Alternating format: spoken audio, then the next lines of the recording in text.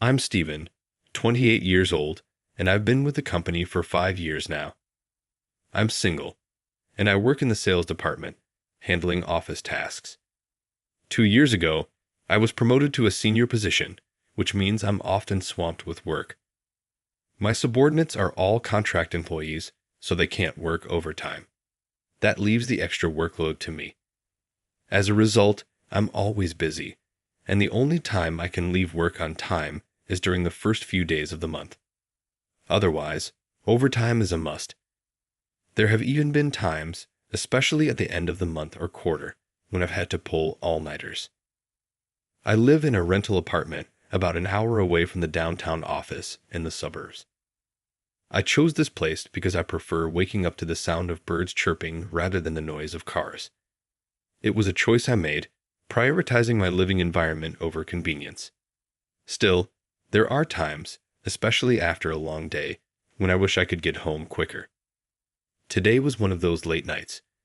It took me an hour just to get to the nearest station. The streets were almost empty at this hour, but I noticed a couple arguing among the sparse crowd. The woman broke free from the man gripping her bag and ran away, with the man seemingly chasing after her. I watched them absent-mindedly, thinking they were probably having a heated quarrel. Not in the mood to cook, I stopped by my usual supermarket and grabbed a discounted deli and a half-priced beer. As I walked home from the bright station square, the street lamps' white lights felt like runway lights guiding me home. I pushed my exhausted body forward, but suddenly, I noticed a woman staggering ahead of me. She was walking unsteadily, and I wondered if she was drunk. I hesitated between keeping my distance and overtaking her, but she was moving so slowly that I decided to pass by. As I got closer, I noticed her appearance. She was stumbling, dragging her left foot, and her clothes were covered in mud, especially on the left side. Her shoulder-length hair was disheveled, and she was barefoot. It was a bizarre sight.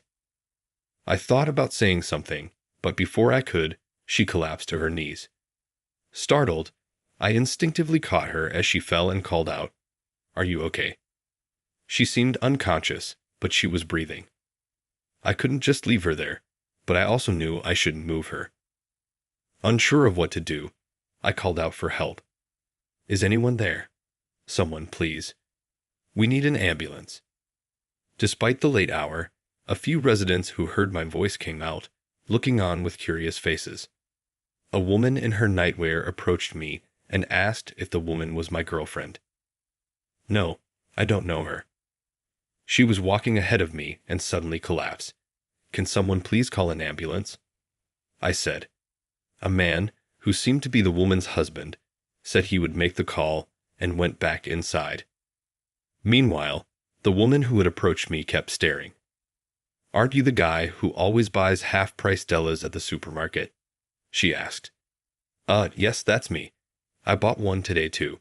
I'm single, so," I replied, feeling a bit awkward. As we were talking, I heard the sound of a siren in the distance. The ambulance arrived quickly, and the paramedics assessed the woman's condition before taking her into the ambulance. Then, one of the paramedics asked if there was anyone who could accompany her to the hospital. Everyone looked at me. Me? Really? I thought, but I was the only one who could explain the situation, so I got into the ambulance and ended up going to the hospital with her. When we arrived, I explained the situation to the doctor. The woman had nothing to identify her, and they asked me if I knew who she was. I had no idea. We had no choice but to wait until she regained consciousness. The doctor said her condition wasn't life-threatening, but her left leg seemed fractured. There wasn't much reason for me to stay, but the police would get involved later, and I'd be questioned again. So I left my contact information and decided to go home. Since I was far from home, I called a taxi, which turned out to be a costly expense. When I finally got home and changed, a wave of fatigue hit me. Knowing I had work the next day, I heated up some deli food, took a shower, opened a beer, and ate quickly before getting into bed. Just as I was about to relax, the phone rang. It was the police. I'd explained the situation to them. just as I had at the hospital, saying I didn't know the woman or her identity. They understood for now, but said they'd contact me again later. By the time I hung up, it was past 2 a.m. What a long day. I forced my eyes shut, trying to sleep, but I could hardly rest. The next day, I miraculously found a seat on the train to work and managed to get a little sleep. It was a relief. Blending into the usual crowd, I headed to work. The day seemed like any other, as if yesterday's incident had never happened. It's amazing how such a significant personal event can have no impact on the world. With that thought, I arrived at the office and greeted everyone with a forced good morning. After the morning meeting, I started my usual work. Another day of the same old routine began, or so I thought. After finishing the task, I looked around and noticed that my boss, Tom, and the section chief, Ken, weren't at their desks. Did a sudden meeting start? Eventually, Tom returned, but instead of going to his desk, he came straight to mine. Why? I wondered, and then he suddenly patted me on the shoulder. My heart sank. Was this the shoulder pat that signals you're fired? But then, surprisingly, Tom smiled. Ken, who had arrived later, was also smiling. Jess, what's this about? I asked nervously, trying to smile back. Tom continued with a grin. Actually, we got a call from the president of our client company, Mr. Smith. He said you helped his daughter last night. That woman was President Smith's daughter. I was shocked. I had just called an ambulance for a woman who had collapsed near my home the night before. I briefly explained this to Tom. This afternoon, President Smith is coming to meet our President Williams, Tom said. He wants you to be there too, so please make yourself available. I'm counting on you. Yes, I understand. The situation seemed to be getting more serious. What's going to happen to me? As scheduled, President Williams returned in the afternoon, and soon after, President Smith arrived at our office, escorted by Tom and Ken. I headed to the president's office. Excuse me, I've brought Stephen from the sales department, Tom said. Oh, I've been waiting, came President Williams' voice from inside the room. I started to feel nervous. Tom opened the door, and we entered the president's office.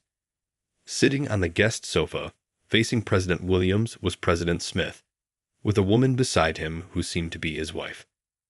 Sorry to keep you waiting. This is Stephen, the chief of our sales department. President Williams introduced me. Nice to meet you. I'm Stephen, I said, trying to sound confident.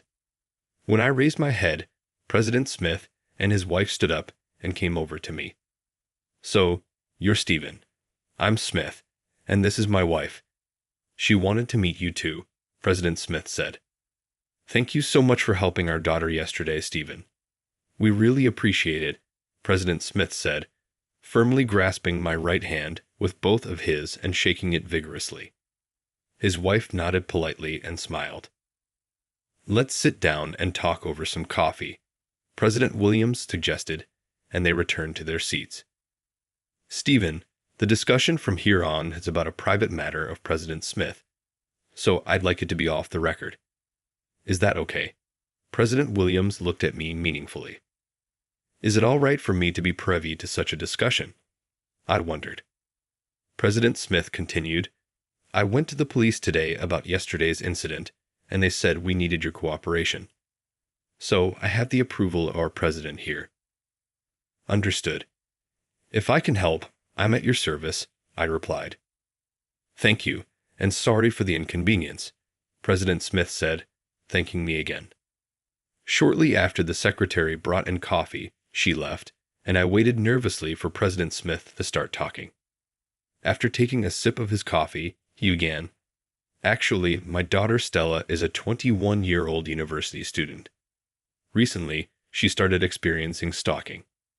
I was shocked by this unexpected revelation. I remembered seeing Stella yesterday. Our home is in the suburbs, and her university is in this city. It turns out President Smith's home was quite close to mine. She's in her third year now and has been busy with late-night returns due to being on the festival committee, President Smith continued, sighing as he took another sip of coffee. She hasn't been coming home for a few days. We checked with all her close friends and relatives, but she was nowhere to be found. We were about to file a missing person report with the police yesterday if she didn't return. President Smith placed his hand on his wife's shoulder. Then, yesterday, we got a call from Central Hospital saying that our daughter was brought in by ambulance. We rushed to the hospital immediately. When we got there, she was asleep under anesthesia. Seeing her in bandages and in pain, I couldn't stop my tears. President Smith wiped his eyes, and his wife also brought out a handkerchief. After calming down, he said, "Her doctor at the hospital showed us your business card, Stephen, and told us you were the one who helped our daughter and brought her to the hospital. Seeing it was an employee from your company, I was surprised. I had to call your president first thing this morning to talk about you. I just had to express my gratitude in person. My daughter also wants to thank you." President Williams, who was also present, looked at me. "That's the situation, Stephen. As a company and personally, I owe a debt to President Smith. I want you to help him out as much as you can. I'm asking you to." The president then looked at Tom and Ken and said, "I'd like to assign Stephen exclusively to this matter for a while. Can anyone in the sales department take over his current tasks?" Tom and Ken exchanged glances before Tom answered, "Stephen's current duties involve compiling sales figures from the sales department, organizing reports, and creating monthly and quarterly sales strategy documents based on the analysis. Unfortunately, there's no one else but Stephen who can handle these tasks." "I see," the president said. "So you both have experience with these tasks from your time as chiefs?" he asked Tom with a smile.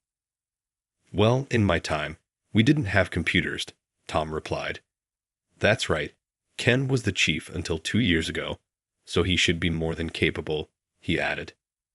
"That's true, but I'm already swamped with my current role as section chief," Ken said, sounding desperate. "I see," the president said. "Then it's a presidential order. From today, Stephen will be appointed as the chief secretary to the president. I will be his direct superior. Tom and Ken, please take over Stephen's current tasks." President Williams looked at me and said, "I'm sorry for the sudden change, Stephen. You're free to come to the office or work from home. I'll take responsibility for your actions. Thank you in advance." "Yes, I accept with gratitude," I responded, still unsure of what was happening, but determined to manage somehow. President Smith spoke up again. "I'm sorry for involving our company in my family's problems." "What are you saying?" "It's like a child doing a favor for a parent who has been kind to them." "Don't worry about it," President Williams replied. "Thank you so much," President Smith said, shaking hands firmly with President Williams. Tom and Ken stood by, looking dejected. Ken, "I'm sorry. I apologized in my mind." The story of me saving the daughter of President Williams spread throughout the company, and I was treated like a hero. As an afterthought, Tom and Ken, who took over my tasks, were surprised by the workload and reevaluated my abilities, leading to a significant increase in their respect for me. As the newly appointed chief secretary, a position that hadn't previously existed, I naturally had no specific duties. I used my free time to visit Stella at the hospital. The first visit was nerve-wracking. I wasn't sure what to talk about with a young woman, especially one who's a university student. I checked the nameplate on the hospital room and knocked. "This is the president's daughter," I thought, noticing the private room. "Come in," a voice replied. "Excuse me," I said as I entered. It was the lady's voice I heard. I introduced myself. "My name is Stephen from Company ABC. Today, I've come to visit Miss Stella." "Oh my, Stella, this is Stephen, your benefactor," the lady introduced me to her daughter. "Oh no, I'm embarrassed to be seen like this." I heard Stella voice from behind a curtain. Her voice sounded lovely. What are you saying? Come on, please sit here, the lady said, opening the curtain and offering me a chair. Good afternoon. I'm sorry I couldn't come to greet you sooner. I said hello, and when I looked up, I noticed only her eyes were visible above the blanket. What's with that attitude? It's rude, the lady chided her. Stella then slowly revealed her face from under the blanket. Hello, Stephen. I'm Stella. Thank you so much for helping me when I collapsed the other day. I'm sorry for causing you so much trouble, she said, sitting up halfway in bed to greet me. This was my first good look at Stella. That night, it was dark, and she was dirty, so I didn't remember her well. But in the light, she was stunning, with big round eyes and semi-long hair tied back in a braid, likely because she was in the hospital. She looked like a high school student. I was so captivated by her beauty that I stared blankly. Stephen, is something the matter? The lady asked, noticing my lack of reaction. Oh, no, sorry. You're just so beautiful. I couldn't help but stare, I admitted, letting my thoughts slip out. Oh, you're quite the charmer, the lady laughed. Stella's face turned bright red. As for me, my mind went completely blank.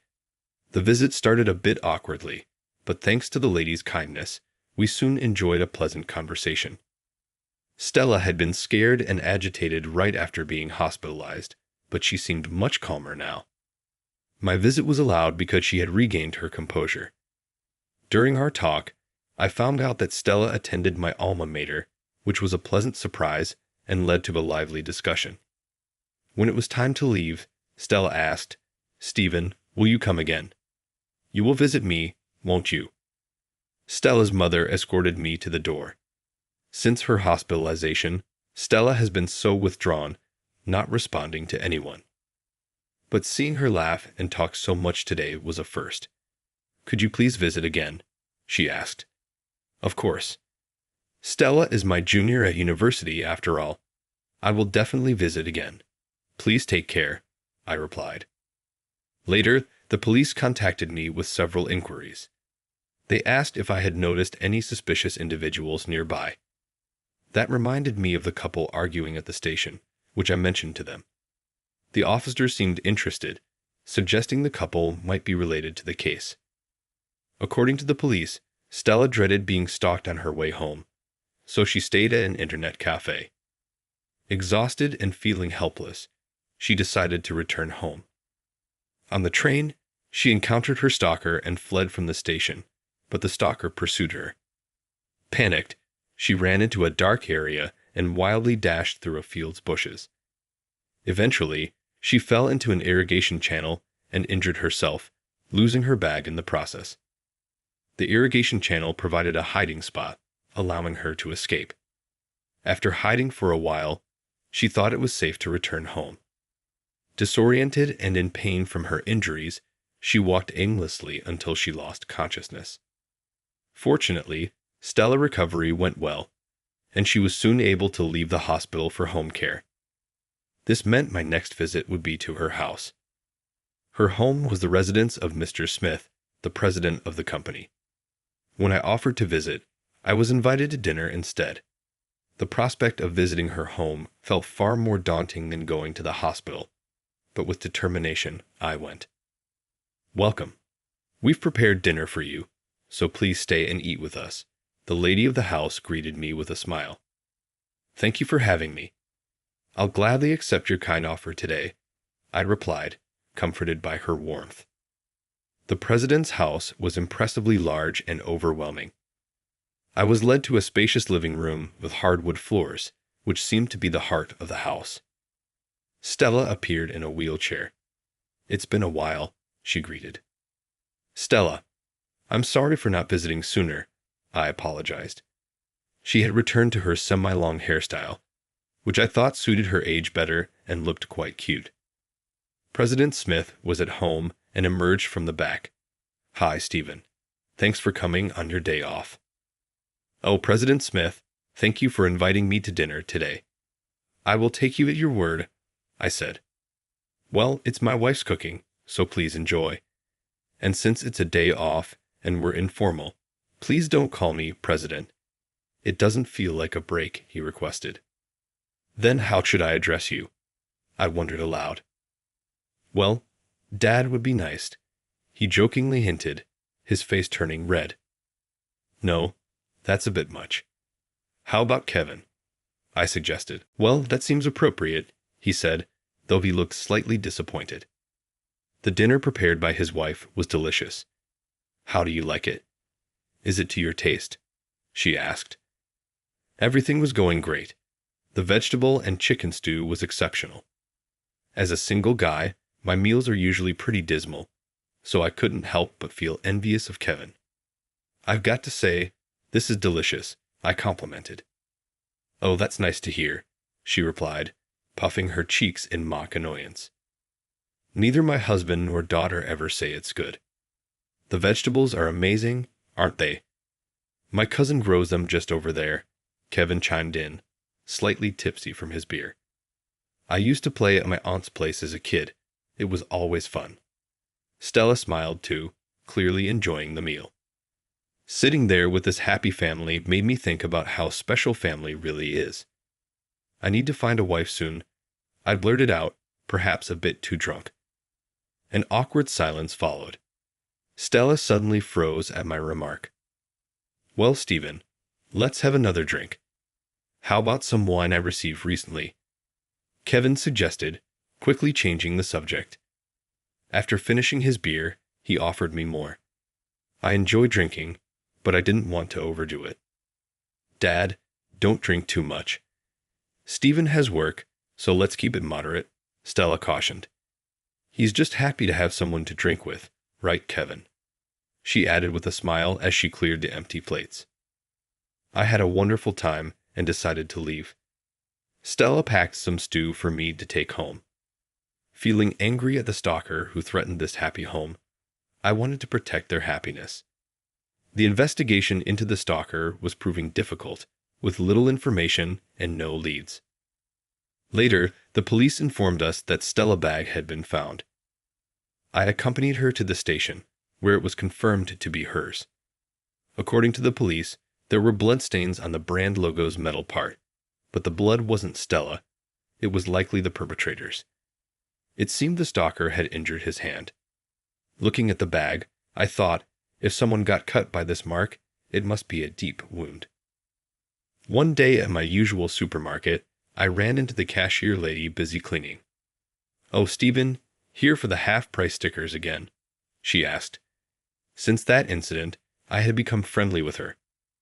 Today's target is the croquettes.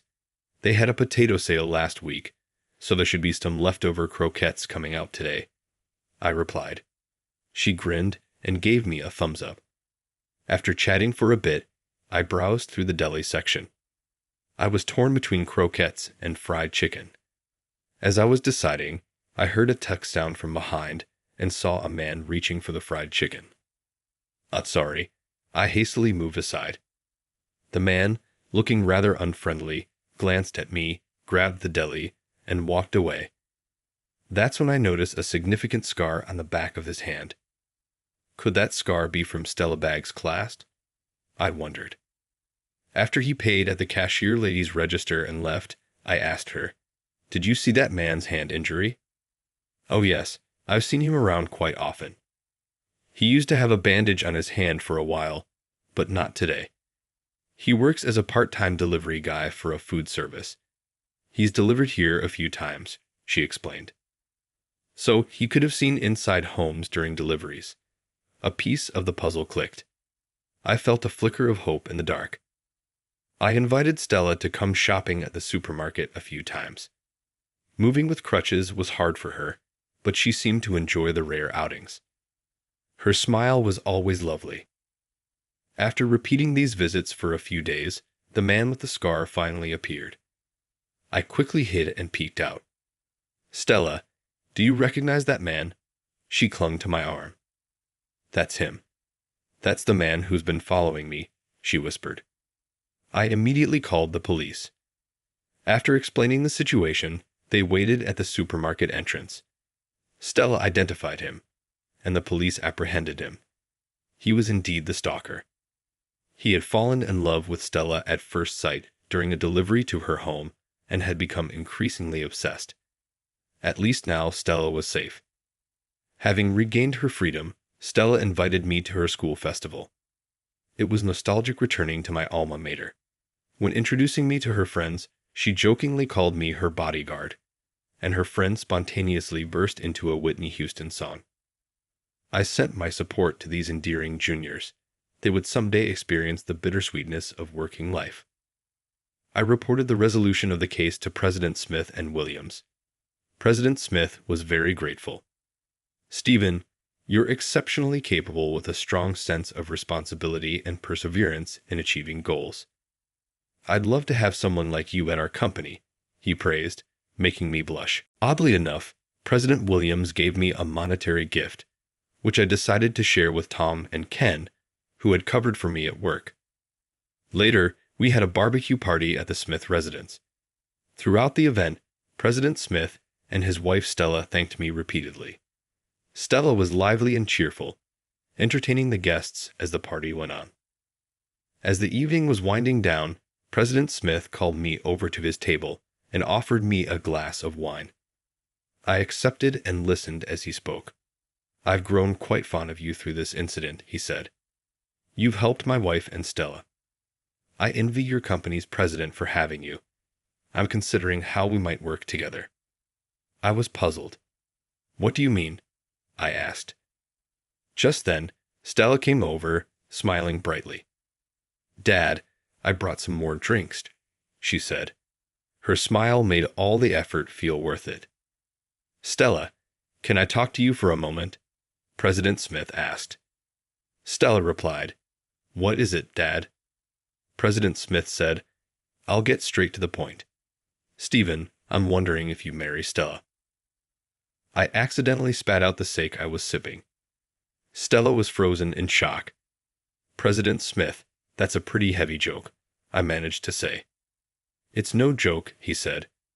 "I wouldn't choose my daughter's partner lightly. After witnessing your actions, I trust you not only with Stella, but also with my business someday." Stella's face turned bright red.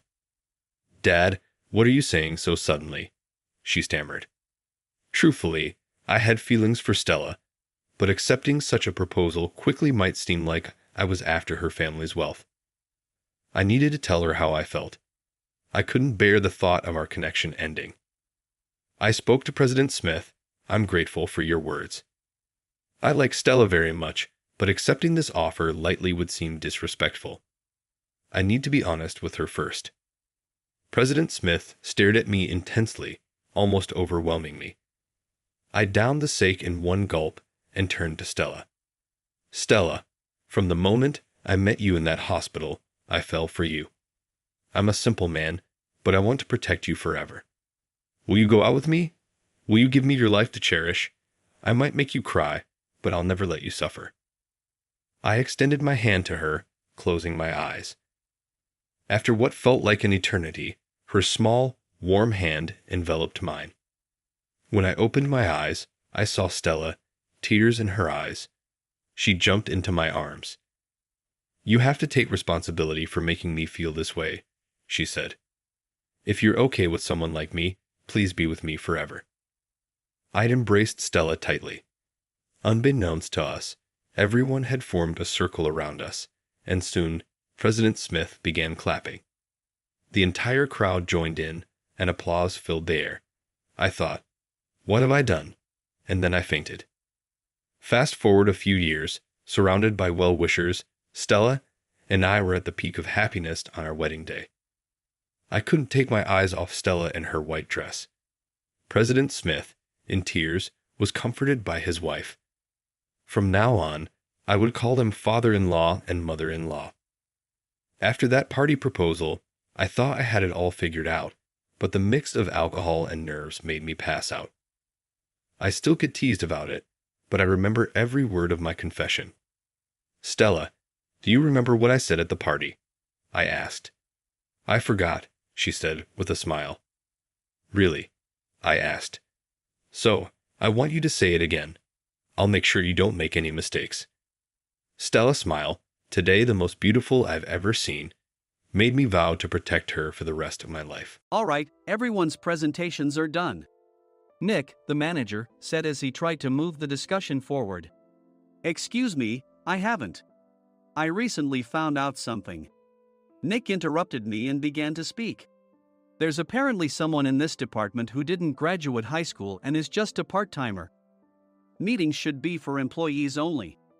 Absolutely right. His lackey, Mike, of course, agreed with Nick. I'm leaving. After leaving the meeting room, I started to shut down my computer. I noticed that an email had arrived, not in my personal inbox, but in the company's shared email. Thinking, there's no point in speaking up, no one will listen, I went home quietly. The next day, I heard a commotion from Nick's desk.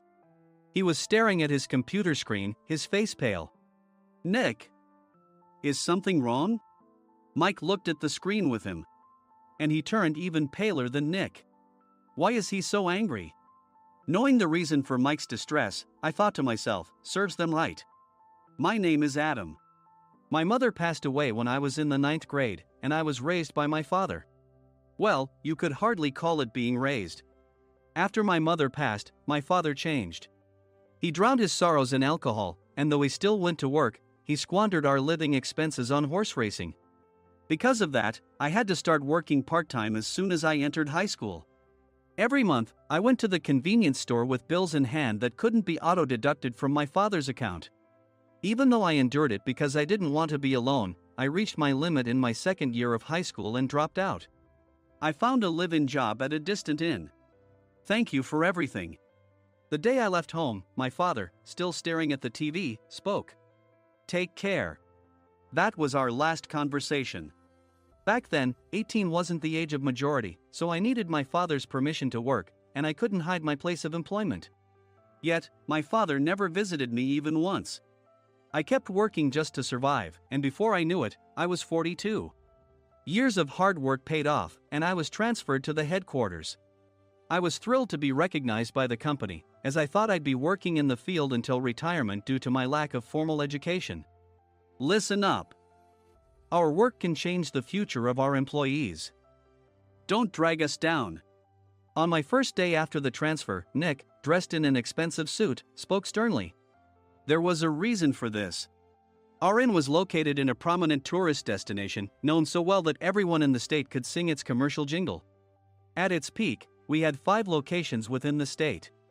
But that was long ago. Due to financial difficulties and aging facilities, only the place where I had worked for many years and the original establishment remained. I was prepared to lose my job anytime, but now there was a glimmer of hope. With the rise of social media, the tourist area where the inn was located started gaining attention again. Depending on how hard the sales department, where I was transferred, worked, we could either thrive or be forced to give up this prime location to the new hotel chains continuously popping up. For Nick, who had switched careers from another industry to strengthen our sales, this was a battle he couldn't afford to lose. I understood why he had to be strict. I will do my best. Nick sneered at my enthusiastic declaration. Did you not hear what I said? I'm sorry. I thought I was listening carefully. Out of habit from years of customer service, I apologized reflexively, though I had no idea what had offended him. Someone was watching me with a smirk. In this department, there are those who are expected to excel and those who have been shoved here because they have nowhere else to go. You are the latter. It was Mike, the section chief. He's 7 years younger, at 35. But he was called to headquarters much earlier than I was and had been moving around within the headquarters ever since. I'm not jealous, but I can't accept that he's my boss. Graduating from a prestigious university, he has an unusually high pride and caused many problems as a newbie, making things very difficult for me when I was the front desk leader. When I found out Mike was transferred to the sales department a month before me, I was disheartened. Mike is right. With just a middle school diploma, there's not much you can do. Don't even think about achieving results. As if I didn't exist, Nick remarked, I'm thirsty. Mike eagerly ran to the coffee maker. It seems Mike is Nick's lackey. I regretted being happy about my transfer to headquarters, wishing I had stayed on site forever. Send a direct mail to every company on this list by the end of the day. Nick only assigned me tasks that even a new graduate could handle. What? There are over 1,000 companies. You want me to send to all of them by today? Yes, if you and your fellow misfits split the work, even those with nowhere else to go should finish by today. I glanced at the employees typing away expressionlessly. They were worn out from customer service, only thinking about leaving on time, or were women reassigned after having children. With zero motivation for work. Even Sam, a new graduate from the same university as Mike, who was supposed to be among the expected achievers, had no enthusiasm for the job. Having joined the company wanting to do customer service. I don't care what they say, I plan to quit anytime, he said. Only Nick and Mike were highly motivated, making all the decisions between the two of them. I originally only wanted to work at the inn to survive and had no particular attachment to this job. I swallowed my words, thinking I had no right to reprimand them. About a month after the transfer, Nick told us with a frustrated look. To commemorate the 50th anniversary, we've decided to create a plan exclusive for one group per day. Originally, Mike and I were supposed to come up with it, but our president, Mr. Thompson, insists on hearing everyone's opinions. So, you all get a chance.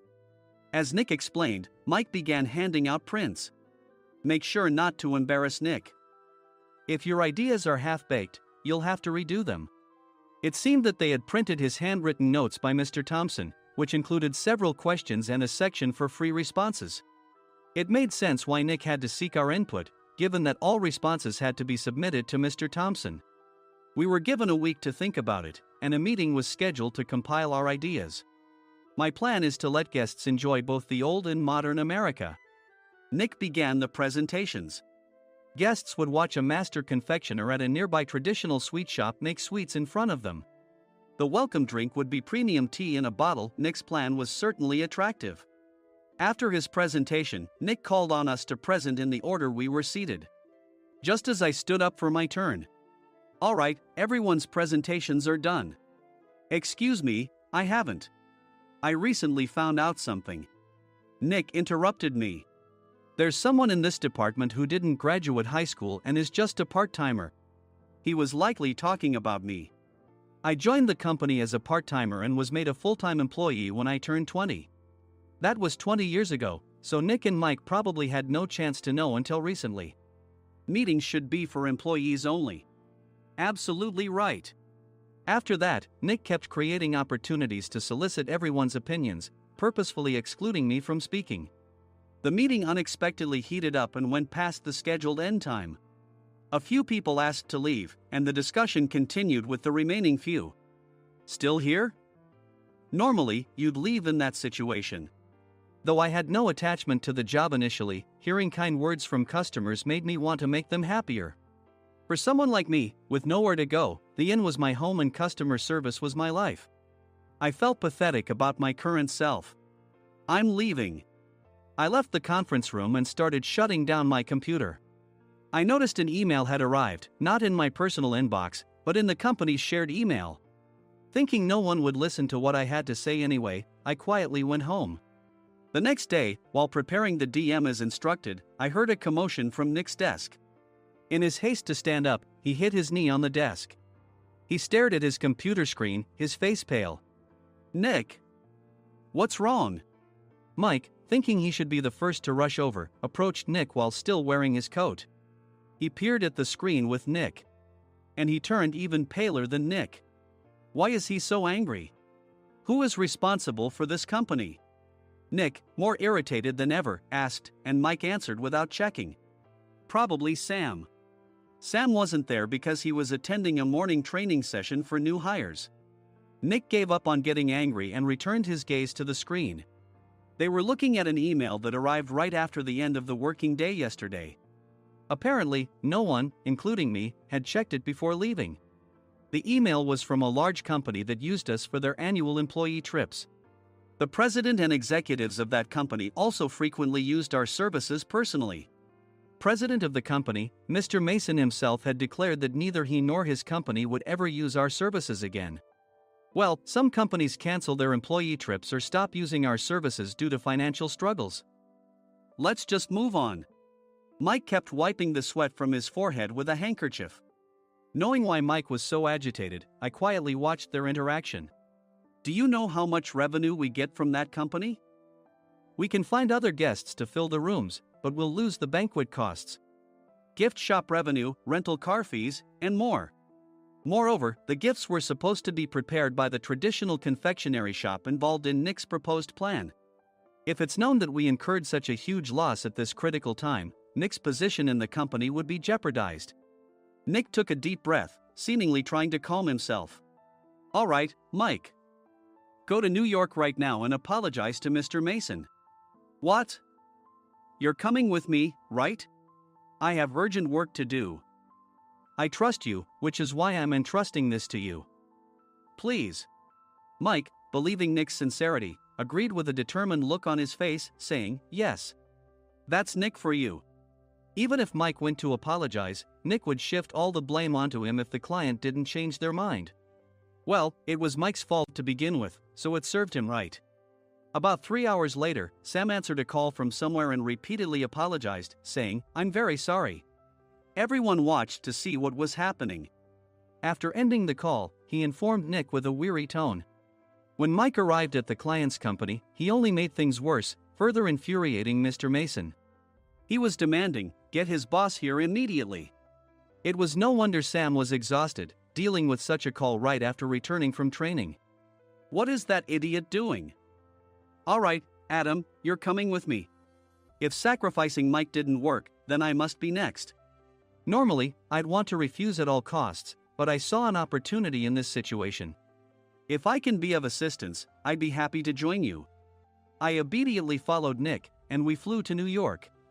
When we introduced ourselves at the reception, it became clear how serious the situation was, as the receptionist personally escorted us to the president's office. Angry voices leaked through the door, making both Nick and me uneasy. Excuse me. I'm Nick, the supervisor. I understand my subordinate has caused you trouble, and I deeply apologize. Nick, with his experience in the corporate world, knew enough to offer an apology before excuses. However, his customer service skills left much to be desired. I sighed as I saw Mike trembling like a small dog in the corner of the room. What kind of training are you giving your subordinates? Mr. Mason glared at Nick with a red face. The intensity of his gaze made even Nick take a step back. Regrettably, I joined this company only 2 years ago and was unaware of Mike's issues. I should have identified his shortcomings sooner. Indeed. I should have realized sooner. No sensible person would come to apologize and then give a lengthy presentation on the drawbacks of not using their in. Nick froze, his mouth slightly open. Suspecting the worst, I picked up the documents that had fallen to the floor. It seemed Mike hastily prepared these documents on the plane, listing the disadvantages. Disadvantage 1: if you change the venue for the company trip, employees might suspect it's for cost-cutting reasons, leading to a negative impression. Reading it aloud half-jokingly, Nick snatched the papers from my hand and checked the contents with a furious expression. Among the stack of documents was a receipt from a nearby convenience store's copy machine. I felt a pang of dread, hoping he hadn't shown the receipt as well. What do you think he said when I asked what kind of nerve he had to do this? I'm very sorry. Faced with the dire situation, Nick must have thought there was nothing left to do but apologize. In a voice smaller than I'd ever heard from him, he uttered words of apology. He said, I'm a Harvard graduate. I don't believe I said anything wrong. Mike, what have you done? Forgetting his plan to pin the blame on Mike, Nick yelled loudly, even in front of Mr. Mason. I didn't do anything wrong. You're still saying that? Look at him. Mike pointed at me with a shaking hand. I was assigned to headquarters in my 20s and now I'm a section chief. This guy only made it to headquarters at 42. Everything I've done proves I was right. So why are we losing the contract? Having said his piece, Mike collapsed to the floor. Of course. You were sent there because you had nowhere else to go. Mike never expected to hear such words from someone he looked down upon. He lunged at me, and Nick hurriedly stepped in to stop him. Mr. Thompson told me Mike is a quick thinker, and to take good care of him. There's no way he was pushed aside. Don't make things worse here. He didn't say quick thinker, he said only quick-witted, didn't he? I don't remember that part. I recalled the many troubles Mike caused when he was a newbie. When Mike was on the front line, his pride was so high that he never apologized to customers. Customer service, especially in our job, doesn't work alone. It brings both good and bad situations. If the front staff or housekeepers made mistakes, or the cleaning company didn't properly clean a room, one had to apologize to the customers regardless of personal fault. Mike, in such situations, would never apologize, insisting he wasn't at fault. This often angered customers, and as the front desk leader, I frequently had to apologize on his behalf. He caused complaints and disrupted operations, which is why he was quickly moved to headquarters. In departments where he didn't interact directly with customers, his quick thinking was beneficial and things went well. But it seemed his flaws were starting to show. Corporate reservations are supposed to be entered into the system by the sales representative. But a quick check yesterday revealed that more than 10 items were missing from the client's reservation.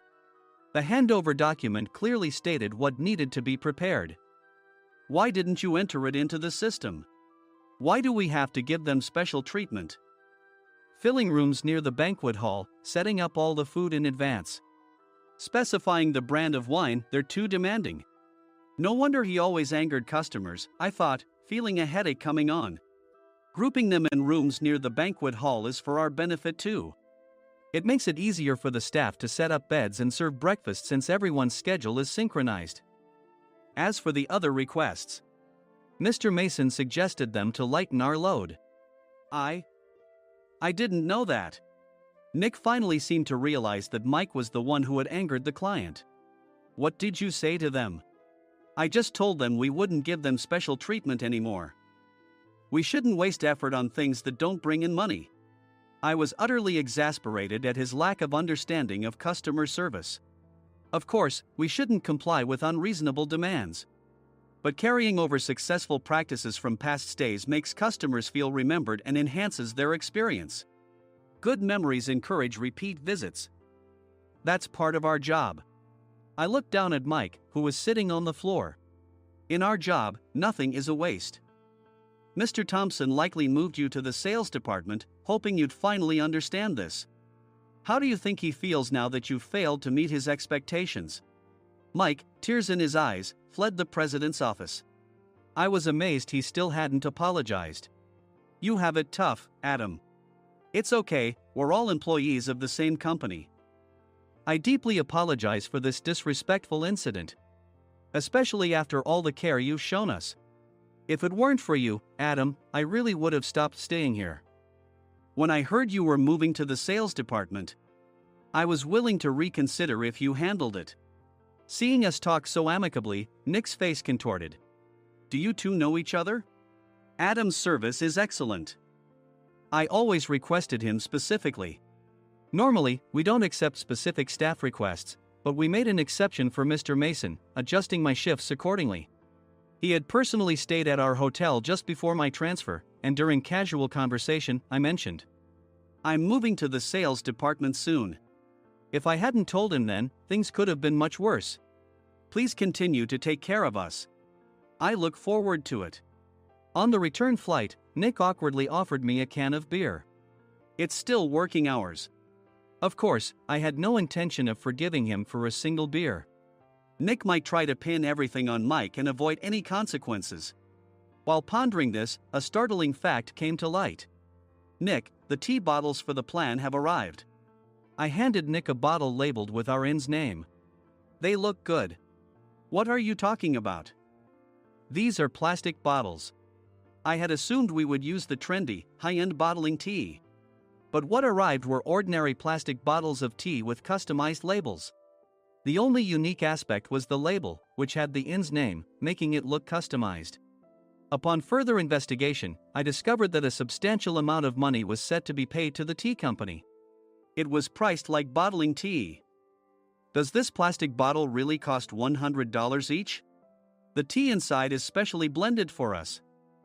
The extra cost is for that. Wouldn't it be better to use another tea company? Or is there a specific reason we must use this one? As Nick continued to make excuses, I showed him a printed email. I informed the tea company's president, Mr. Mitchell, that we discovered irregular payments and he confessed. He said you two were high school classmates and planned to split the extra money. That idiot. Why did he confess? That's not important. You should worry about yourself, this could turn into a police matter. Opening the bottle cap, I suggested. How about calming down with this tea? It supposedly has a relaxing effect. Nick drank the tea frantically. In the following days, decisions were made about their fates. Mike was reassigned to the General Affairs Department, with no chance of transfer or promotion, as per Mr. Thompson's orders. As for Nick, since the payment to the tea company hadn't yet been made, he narrowly avoided legal trouble. Instead, he was encouraged to leave the company, and to avoid further complications, Nick submitted his resignation. Rumor has it that connections between HR departments have made it difficult for him to find new employment. Even though it was good to have those two gone, something unexpected happened in the sales department. Everyone became motivated and united in refining the 50th anniversary plan. In the end, my plan was adopted. We collaborated with the Tourist Information Center to provide personalized guides. The plan, tailored to the number of guests, was truly special for the 50th anniversary. Hey, is Adam's family coming to stay? I immediately booked that special plan for my family. Sam noticed it on the reservation list and quickly picked up on it. Yes, I'm inviting my father. That's great. I might invite my parents too. I lacked the courage to face my father just as Adam. But here, with the confidence Mr. Mason praised, I felt ready. The 50th anniversary plan was a perfect opportunity to reconnect with my father. I hoped to bring back the days when we could laugh together as we once did.